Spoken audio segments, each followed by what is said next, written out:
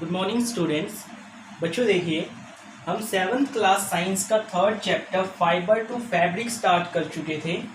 और इस चैप्टर के अंदर बच्चों लास्ट वीडियो में हमने डिस्कस किया था कि एनिमल फाइबर्स क्या होते हैं और हमें किन से मिलते हैं। ठीक है, हमने बेसिकली वुल और सिल्क के बारे में बात करना स्टार्ट किया था और वुल के बारे में बेसिकली हम पढ़ रहे थे। आज बच्चों हम क्या पढ़ेंगे? एनिमल्स दैट यील्ड वुल, मतलब वो एनिमल्स के बारे में पढ़ेंगे जिनसे कि हमें स्पेशली कौन सा फाइबर मिलता है, वुल यानी कि ऊन मिलता है। अब बच्चों देखिए, जनरली सबको पता है कि जो वुल होता है, जो ऊन होता है, वो हमें शिप से मिलता है, भेड़ से मिलता है। ठीक है, जो फ्लीस ऑफ शिप होते हैं यानी कि जो भेड़ के बाल होते हैं, उनसे हमें बेसिकली क्या मिलता है? वुल मिलता है। वुल हमें किससे मिलता है? फ्लीस ऑफ शिप, यानी कि जो भेड़ें होती हैं उनके बालों से हमें वुल मिलता है। लेकिन बच्चों, क्या सिर्फ शिप यानी कि भेड़ से ही हमें ऊन मिलता है, या इनके अलावा, इसके अलावा, भेड़ों के अलावा कुछ और एनिमल्स भी होते हैं जिनसे हमें वुल मिल सकता है? तो बेसिकली आज हम यही देख रहे हैं बच्चों कि बिल्कुल शिप्स के अलावा, भेड़ों के अलावा भी कुछ एनिमल्स हैं जो कि हमें ऊन प्रोवाइड करवाते हैं।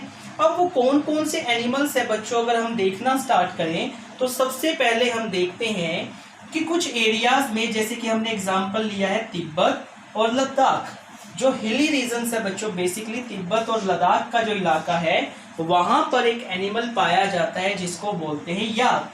अब याक बच्चों कुछ इस शेप का होता है जैसे कि आपको दिखाई दे रहा है। इसके जो हेयर्स है वो काफी ज्यादा लॉन्ग होते हैं, काफी ज्यादा डेंसिटी इनकी ज्यादा होती है, काफी घने हेयर्स होते हैं।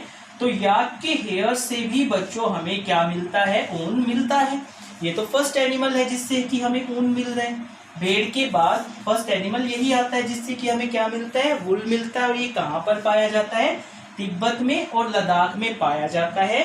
कुछ जो टूरिस्ट लोग होते हैं वो इसकी सवारी भी करते हैं, और वैसे वहाँ के जो लोग हैं वो इसका इस्तेमाल जो है, इसको जो पालते हैं वो किस लिए पाला जाता है? वुल के लिए पाला जाता है। ठीक है, उसके बाद बच्चों नेक्स्ट आता है हमारे पास तिब्बत और लद्दाख के बाद अगर हम मूव करें कहाँ पर? जम्मू एंड कश्मीर की साइड। तो जम्मू और कश्मीर में बच्चों हमें दो तरह की गोट मिलते हैं, जो बकरियां होती हैं वो दो तरह की मिलती हैं। एक तो जो सिंपल गोट होती है वो कुछ इस टाइप से दिखने में होती है। सेकंड बच्चों, एक स्पेशल टाइप की गोट वहां पर मिलती है जिसको बोलते हैं अंगोरा गोट। क्या बोला जाता है? अंगोरा गोट।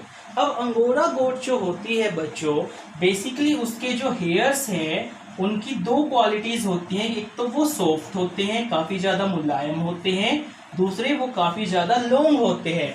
इसलिए उनको सिर्फ हेयर ना बोल करके मो हेयर बोल दिया जाता है। ठीक है, तो अंगोरा गोट और गोट, ठीक है, अंगोरा गोट और सिंपल गोट में बच्चों अगर आप कंपैरिजन करेंगे तो आप पाएंगे कि इसके अंदर जो हेयर्स है वो काफी ज्यादा होते हैं, काफी लॉन्ग होते हैं और ज्यादा होते हैं, घने होते हैं एक सिंपल गोट के कंपैरिजन में।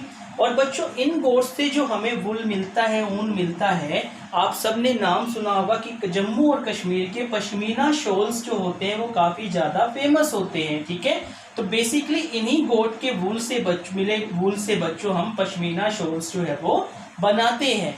उसके बाद बच्चों अब इंडिया से अगर हम बाहर की साइड जाते हैं, इंडिया से हम कहाँ मूव करें? साउथ अमेरिका की तरफ मूव करें, तो बच्चों साउथ अमेरिकन एनिमल्स भी हैं कुछ जिनसे हमें वूल मिलता है। जैसे फॉर एग्जांपल लामा। क्या होता है लामा? अब लामा बच्चों क्या है? एक तरह से एक स्मॉल कैमल होता है, एक छोटा ऊंट होता है, लेकिन इसकी खासियत क्या है? इसके अंदर ऊंट की तरह हम्प यानी कि कुबड़ नहीं होता है। इसकी जो नेक होती है वो लंबी होती है और हेयर्स थिक होते हैं थोड़े से। और ये कहाँ पाया जाता है? साउथ अमेरिका में पाया जाता है। तो बच्चों लामा क्या होता है? लामा एक स्मॉल कैमल है जिसके अंदर कुबड़ नहीं होता। जो नेक है इसकी वो थोड़ी सी लंबी होती है, हेयर्स थिक होते हैं और साउथ अमेरिका में पाया जाता है। लेकिन इससे भी बच्चों हमें क्या मिलता है? वूल यानी कि ऊन मिलता है। उसके बाद बच्चों सेकंड साउथ अमेरिकन एक एनिमल आता है जिसको बोलते हैं अल्पाका। अब जो ये अल्पाका है बच्चों, इससे हमें जो वुल मिलता है उसका नाम भी अल्पाका वुल ही होता है। लेकिन इसके अंदर आपको दिखाई दे रहा है कि डेंसिटी ऑफ हेयर्स, यानी कि बाल जो है वो काफ़ी ज़्यादा घने हैं। इसकी नेक भी कैसी होती है, लंबी होती है।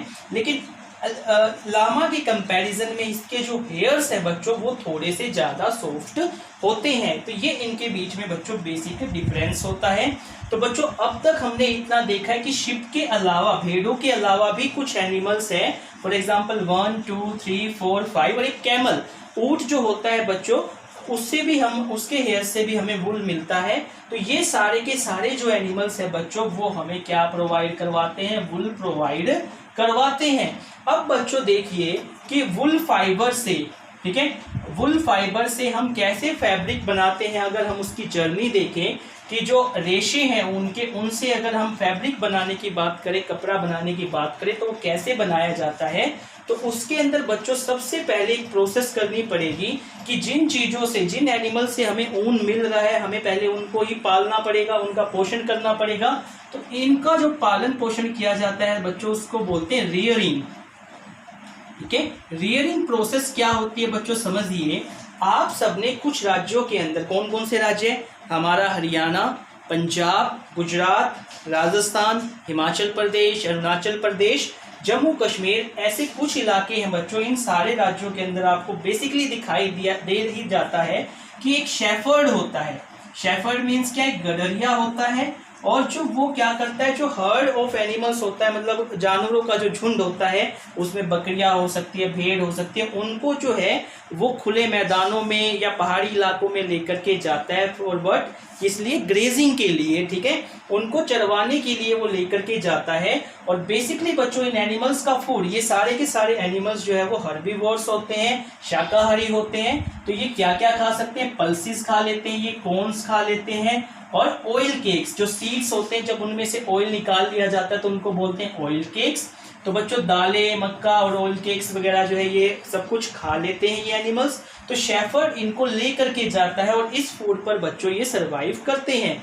लेकिन ये टाइम कब का है बच्चों, जब गर्मियों का टाइम होता है तब तो ये बाहर चले जाते हैं। लेकिन जब सर्दियों का टाइम आता है उस टाइम पर बच्चों ये एनिमल्स क्या करते हैं, बेसिकली ग्रास हो गया या लीव्स हो गई, ऐसी चीजें खाते हैं और इंडोर मतलब अंदर ही रहते हैं, ज्यादातर बाहर इनको चरवाने के लिए नहीं लेकर के जाया जाता है।